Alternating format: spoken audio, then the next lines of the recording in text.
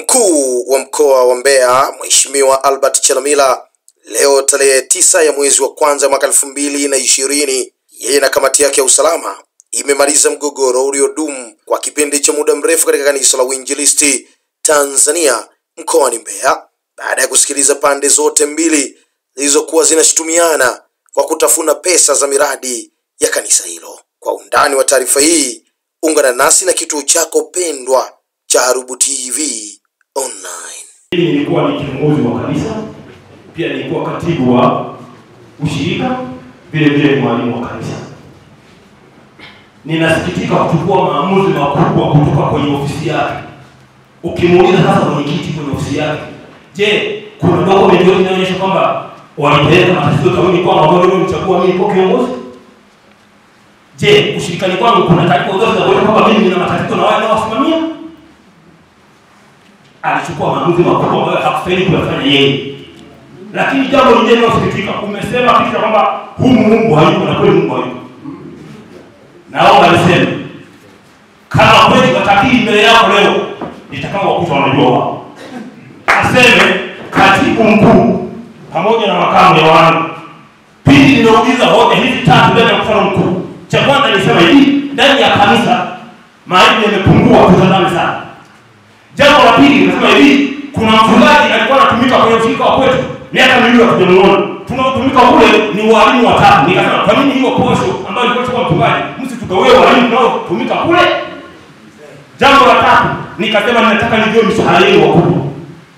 Kwa sababu umetaja mshahara ya watu wote wa chini, nataka nijue na ya kwenu. Sisemi uongo. Kama katibu mkuu pamoja na makamu, kama watakiri kweli mbele za Mungu, waliniita kwenye chumba hiki hapa. Tukupe nini? Tusaidie. Nikasema niko kutetea kazi ya Mungu, vitaki chochote tu.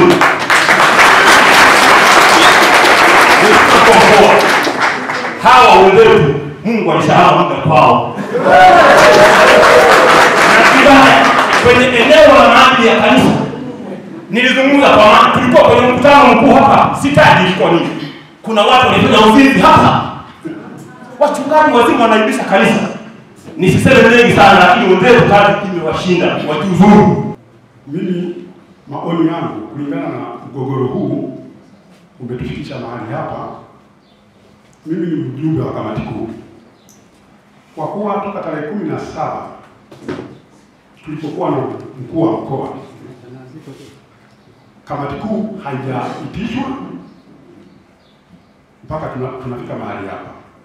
Mimi ningeomba tu kwa heshima, kwa kujiheshimu kanisa, ningemuomba na nimemuomba mwenyekiti mara mbili, na ninarudia tena ombi langu, na hata kwa ndugu yangu Tito, ninaomba wajiuzuru.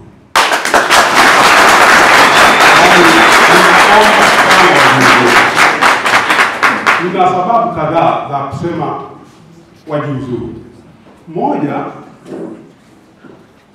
walipopata barua ya mkuu wa mkoa, wangeitisha kamati kuu ya kanisa.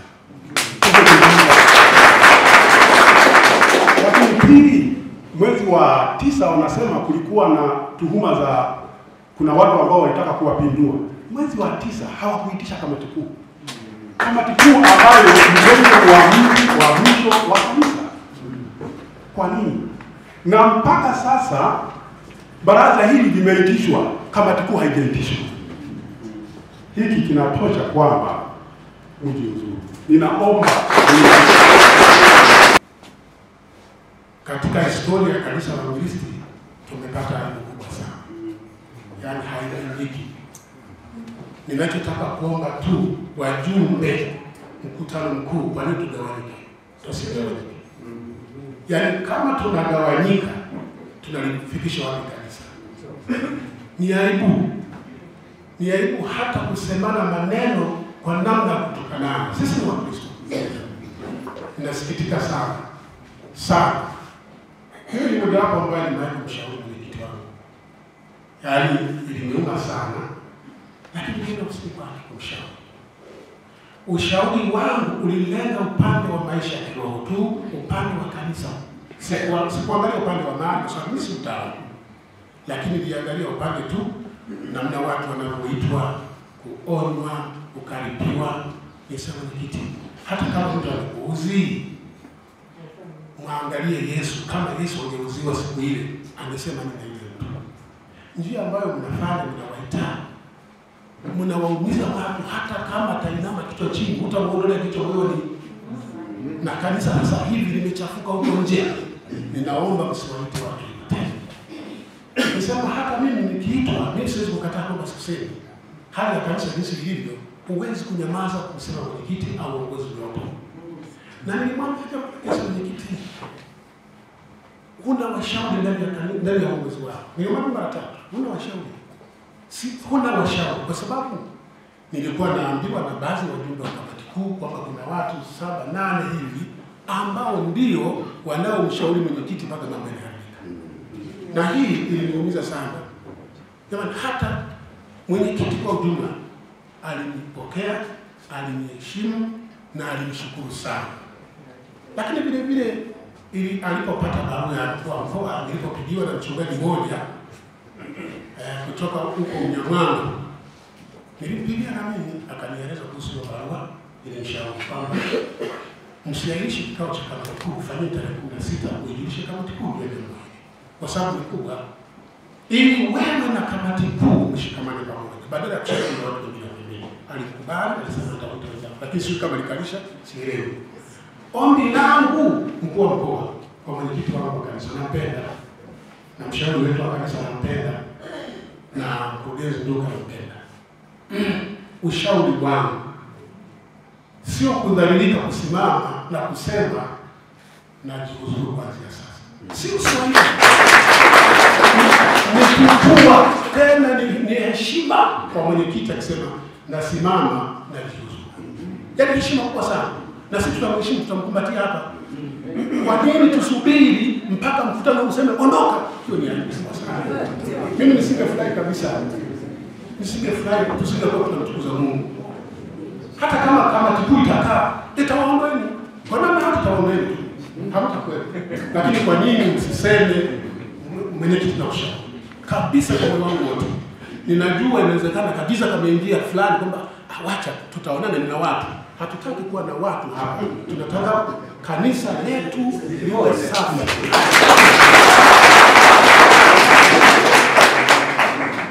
Bwana Yesu asifiwe sana. Asilimia wewe huko unafundisha mwenyewe. Tena ni mwalimu wa siku nyingi kuliko mwalimu yote chochote.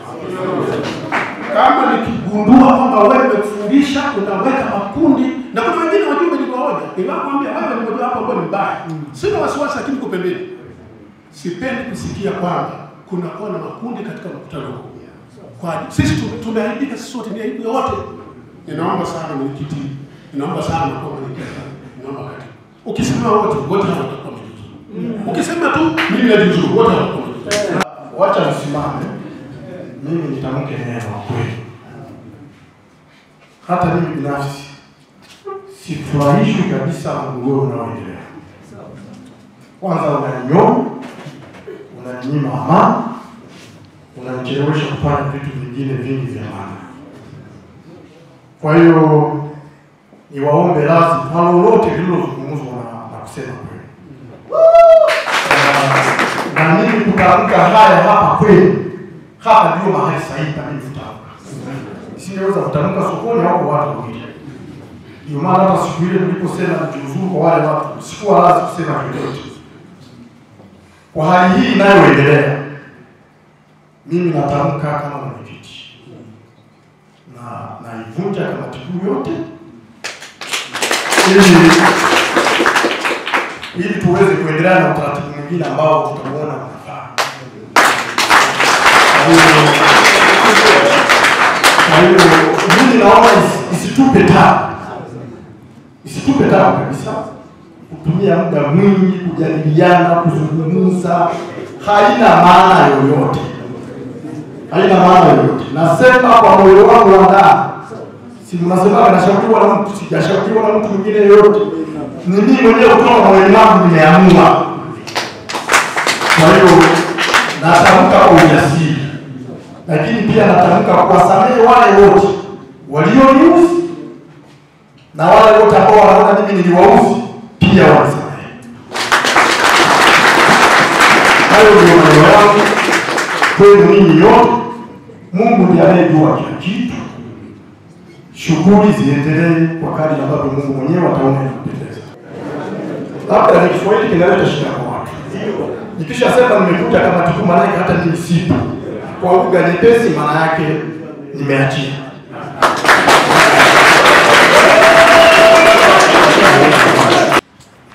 Kwa hiyo tume yangu ilifanya kazi na kutafuta ushahidi wa yale ambayo yalikuwa yamezungumzwa, mengine kwamba fedha ziliwa, na ilikuwa ni kujiridhisha na kuona je, haya yaliyozungumzwa pia ni ya kweli, ili tunapotaka ushauri ambao utakuwa unatija. Kwa hiyo moja ambayo tuligundua ni tatizo kubwa, kwanza niseme mgogoro mkubwa kutokana na watu wote ambao tumewafanyia mahojiano. Mgogoro mkubwa kama ilikuwa inazungumzwa kwamba ni wakati ya watu weupe na weusi au wazungu na Waswahili, hili si kweli. Mgogoro mkubwa ulikuwa hasa ni kwenye matumizi ya fedha. Na kubwa hasa tuliojikita nalo, tulienda kwenye miradi michache kama sample kuangalia je, katika miradi hii hali ikoje.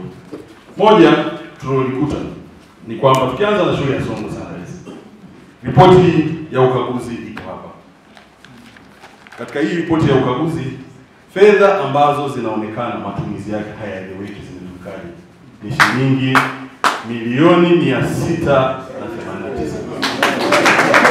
Maana yake ni kwamba fedha hizi hazionyeshi uthibitisho wa zilichukuliwa kwa ajili ya kufanywa kitu gani. Lakini fedha hizi tulipoenda benki tuliona kabisa kwamba cheki zilizotumika kutoa fedha hizi ni cheki ambazo zimesainiwa na mwenyekiti pamoja na mkurugenzi. Kitu kingine ambalo tuliona, tuliingia tukukagua kwa ufupi kwa kipindi kifupi mno cha kutoka mwezi wa 7 mpaka mwezi wa 12.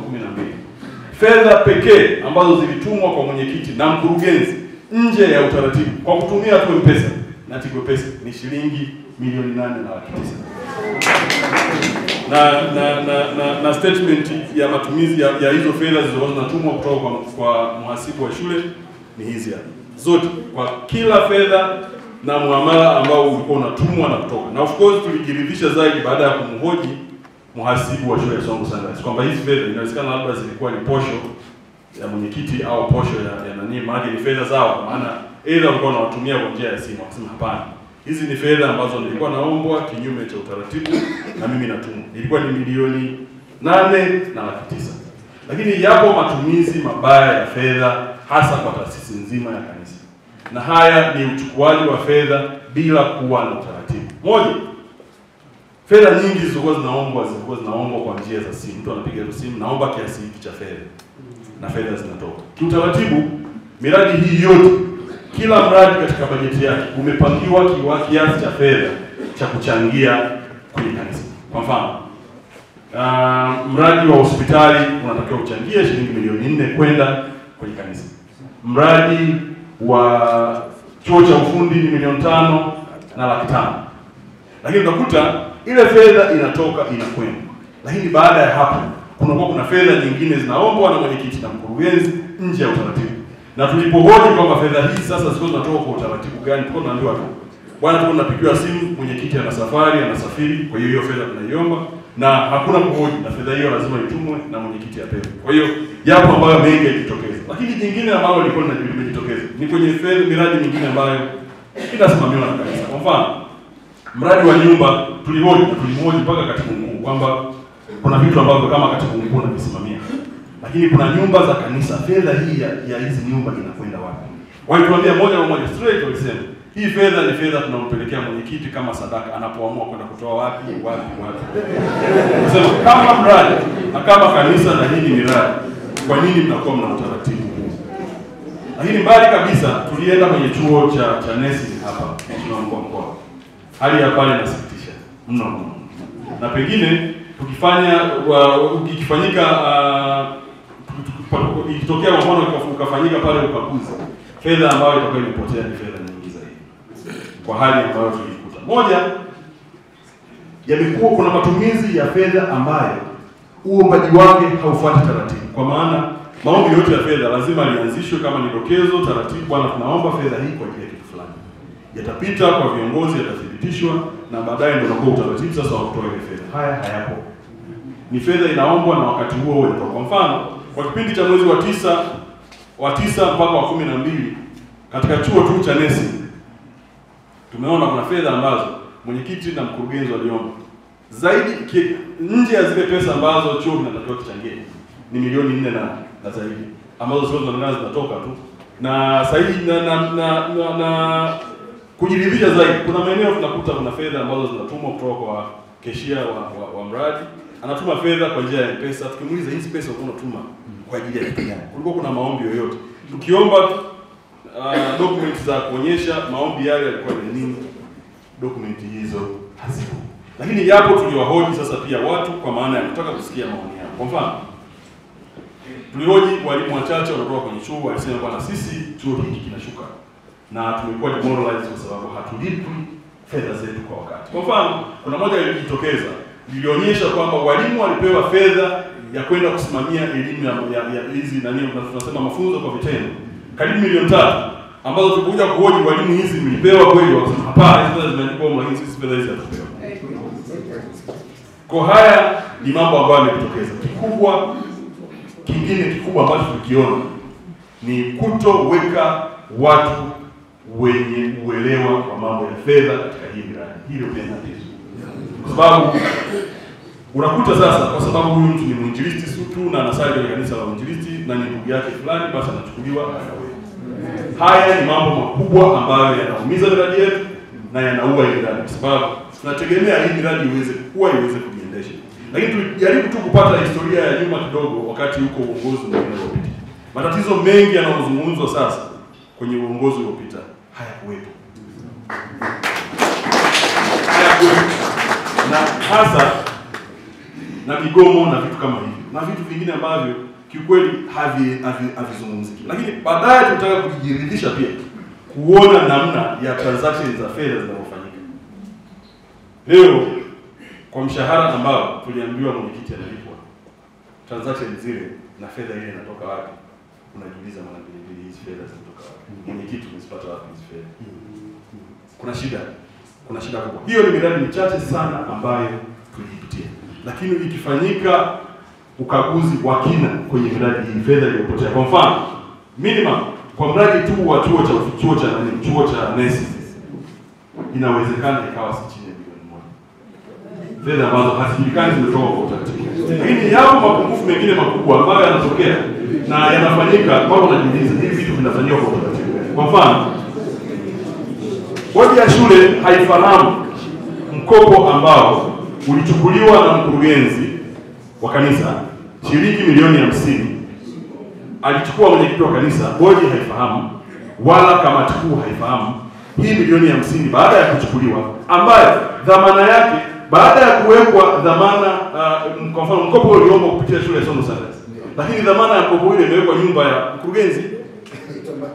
Jambo ambalo unajiuliza mara mbili, dhamana hii, huu mkopo ulikuwa wa nani? Lakini ule mkopo sasa hivi unalipwa na shule ya Somo Sundays. Ndio analipwa. Kwenye hilo hao wajumbe msisikitike kwanza. Tunataka tumeshaonyesha njia. Sawa. Anachokizungumzia nataka afafanue vizuri kwamba kuna mkopo ulikopwa katika shule ya sekondari ya Sunrise. Mkopo ule ulikuwa na milioni 50. Lakini ule mkopo kamati husika zote hazina taarifa. Lakini sasa benki kule wakasema unaweka nini ili tukupe mkopo wa milioni 50.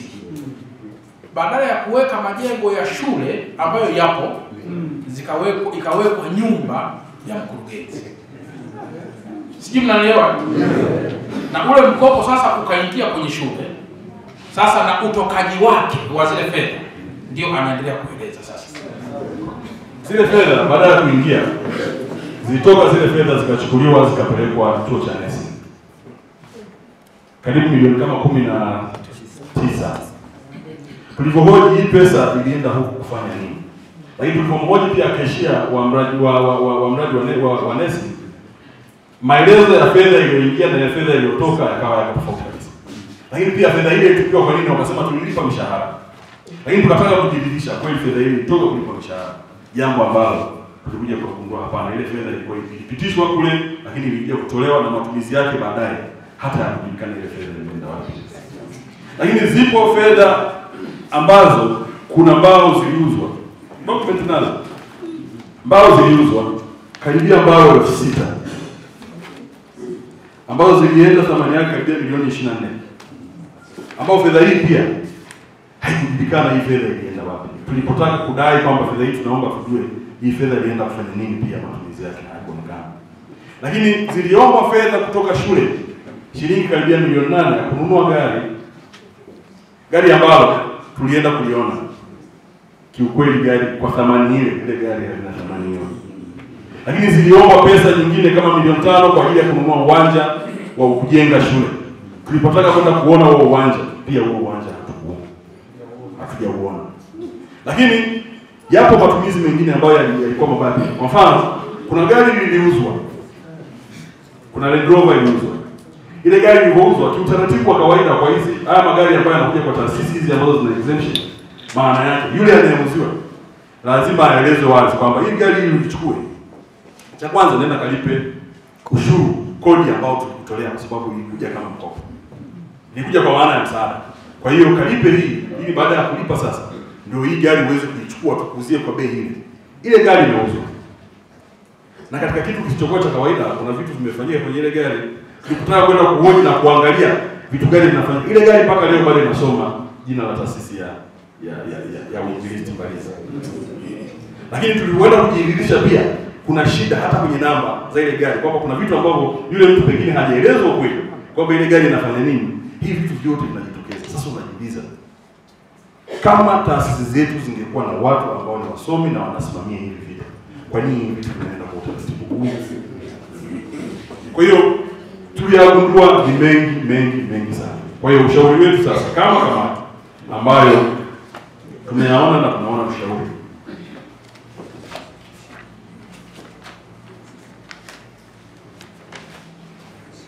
kwanza uongozi wa juu wa kanisa kwa maana ya mwenyekiti, makamu mwenyekiti, katibu na viongozi wengine akiwepo mkurugenzi wakae pembeni kwanza, ili hii miradi yote ifanyiwe uchunguzi, na kishafanyiwa uchunguzi ikibainika kwamba kuna fedha zimechukuliwa bila utaratibu wachukuliwa hatua, kwa sababu haiwezekani fedha hii inapatikana. Kwa mfano kuna fedha ambazo zimetokana na miradi hii, lakini fedha ambazo zimetokana na makanisa kuchangia, kwa maana makanisa kupeleka hizi fedha. Fedha kama imeliwa na haijulikani fedha imeenda wapi, maana yake ile fedha inatakiwa irudi ili iende ikafanye kazi kwenye ile miradi ambayo ilikusudiwa. Kwa fedha hii ukifanyika uchunguzi, baada ya kufanyika uchunguzi, hawa watu kama ikibainika hizi fedha zimechukuliwa, wachukuliwa hatua, na ikiwezekana ile fedha irudishwe. Fedha ambayo imechukuliwa na fedha hii ilikuwa ni kwa ajili ya kuendeleza miradi, lakini pia kwa ajili ya mambo mengine ya ustawi wa taasisi yenu. Fedha hii imechukuliwa. Lakini jingine kubwa ambalo tunashauri, serikali ipeleke wakaguzi kufanya ukaguzi maalum, special audit, sio tu ukaguzi wa kawaida, special audit katika hii miradi ili kubaini ni fedha kiasi gani imepotea.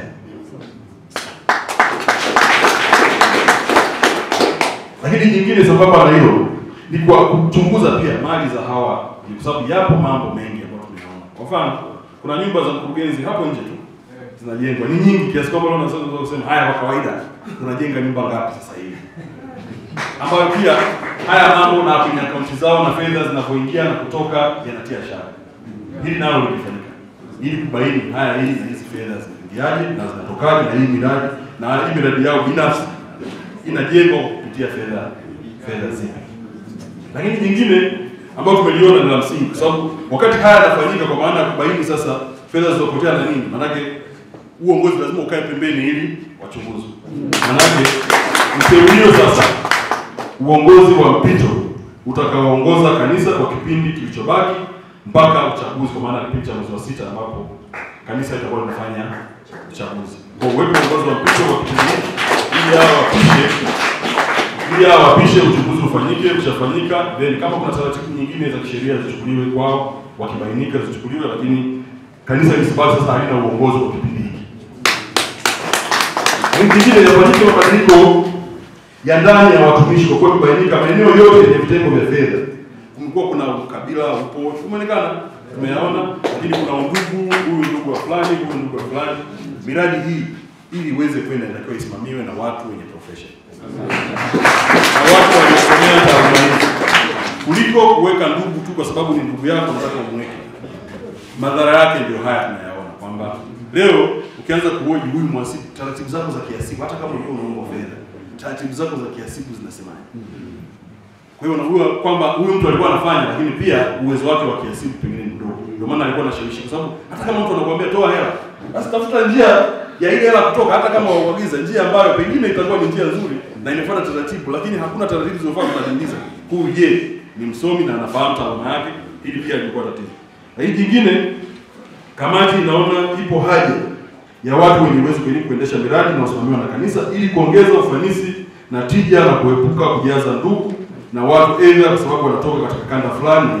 Lakini jingine, bila kuathiri shughuli za kanisa. Kanisa linapaswa, kwa mfano kwenye katiba yenu inaeleza wazi taratibu kwa maana ya miradi yenu yote inapaswa muwe mnatoa taarifa serikalini. Kwenye katiba ipo.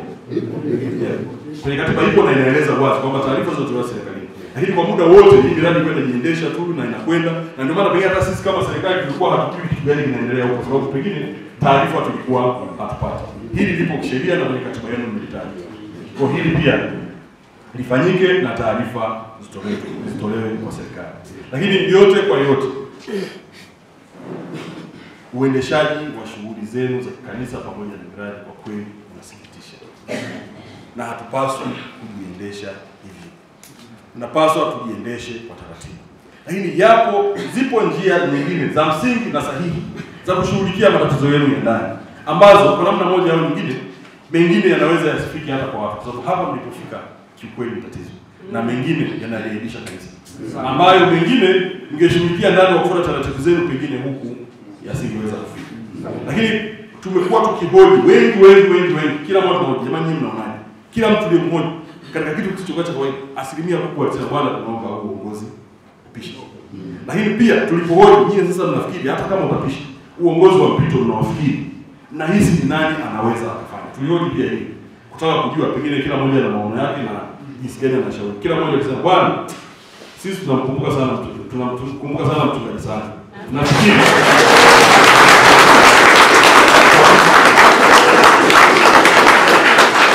kipindi hiki cha mpito, yule mzee hata kama akastaafu, lakini kwa kipindi hiki cha mpito tunaona kwa kipindi hiki ashike yeye.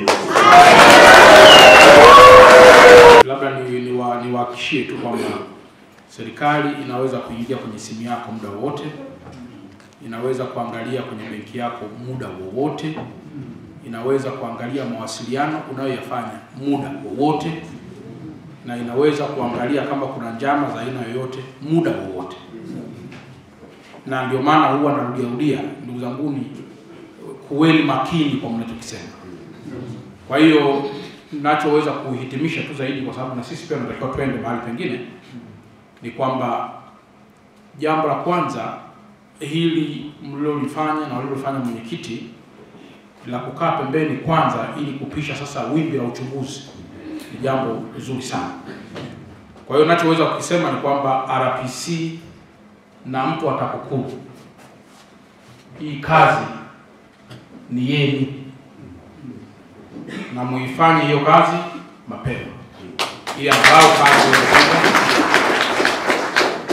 sasa ndugu kwamba ule uchunguzi, lakini vile vyombo vingine nao vitaendelea kufanyaje kufanya uchunguzi. Lakini pili, wale vijana wale wahasibu wale kama walivyosema, inawezekana na wao walikuwa wanaiba baada ya kuona ndugu zao wanaiba. Huo ndio kweli, kwa sababu haiwezekani professional wewe unatoa tu uogope kufungwa.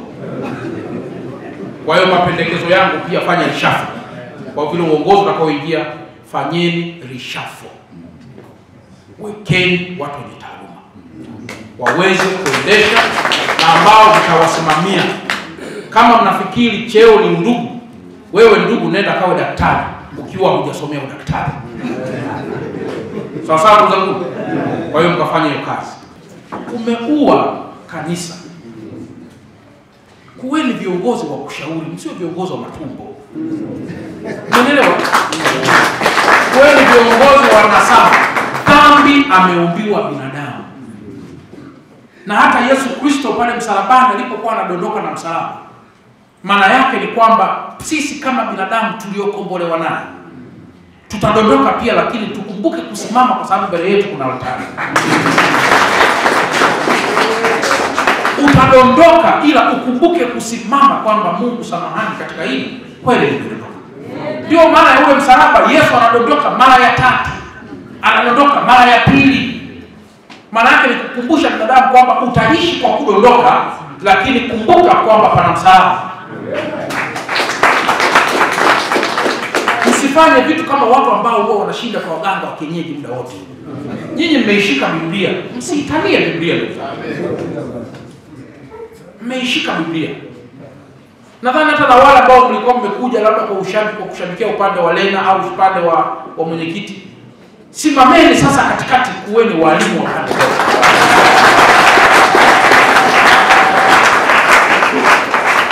Kwa sababu likifa kanisa, wewe umefaidika nini? Likifa kanisa, wewe umefaidika nini?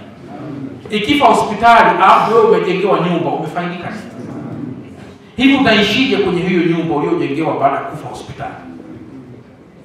Unajisikia? Wanapata ajali watu barabarani hapa.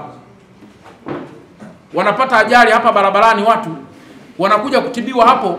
Wanaambiwa bwana, hospitali hii ilishakufa miezi 2 iliyopita. Na mmoja mtu aliyepata ajali unaweza kuwa ni wewe au ndugu yako. Mpaka unaanza kuona umuhimu wa kuwa na hiyo hospitali. Si ndio ndugu zangu? Kwa hiyo nataka, sipendi muwe washabiki. Nataka mjenge utamaduni wa kukosoa hata kama utafukuzwa cheo leo. Hata kama utafukuzwa cheo leo. Kwa sababu katika hali ya kawaida, jiulize swali. Hivi unataka kuniambia kweli mhasibu unaogopa kufukuzwa kazi kwa kumnyima bosi wako fedha kwa sababu ameomba bila utaratibu, alafu unakuwa na confidence za kwenda kufungwa? Hivi inawezekana? Kama kufungwa huogopi, ili unaogopa kufukuzwa kazi? Jamani, tukawashauri vijana wetu waache haya. Wasione maisha kwa jicho jepesi. Sasa baada ya kusema haya, mwenyekiti nifundishie utaratibu sasa. Sisi tunataka kuondoka sasa. Namna kama mtaunda sisi tukiwa hatupo, basi tuthibitishieni kwamba tutaondoka kwenye mkutano huu ukiwa salama. Na kama mtashindwa pia tuthibitishieni, ili pia basi hilo zoezi la kuteua, basi kama mnaweza mkatushauri vinginevyo, lakini sisi tunaiona amani. Sasa labda hili tulisikia kutoka kwa mwenyekiti kwamba kama mpo tayari kuweza kuunda uongozi wa mpito, sisi tuendelee na safari yetu sasa. Lakini tu declare kwamba tunauacha mkutano ukiwa na amani. Na mkiharibu hii amani, basi mjue kabisa kwamba sisi pia tutawavumilia, si ndio? Kwa hiyo sisi tunaamini kwamba kuna amani. Na tunaamini kabisa kwamba mwenyekiti alichokiamua inawezekana hakupanga hayo. Amani itamujia baadaye. Leo anaweza kuondoka bila amani.